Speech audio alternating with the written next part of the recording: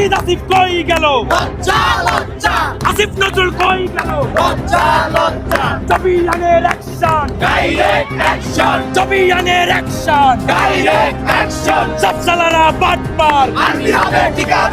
ঢাকা বিশ্ববিদ্যালয়ের ক্যাম্পাসে ছাত্রদের বিক্ষোভ মিছিল এবং গণসমাবেশে উত্তপ্ত হয়ে উঠেছে। সেখানে সমন্বয়ক নাহিদ আসিফ সার্জিস এবং হাসনাত আব্দুল্লাহকে বাটপার আখ্যায়িত করে ছাত্ররা স্লোগান দিচ্ছে। তারা বলছে এই ব্যক্তিদের উপর কোনো বিশ্বাস নেই এবং তাদের কার্যক্রম পুরোপুরি সাজানো নাটক।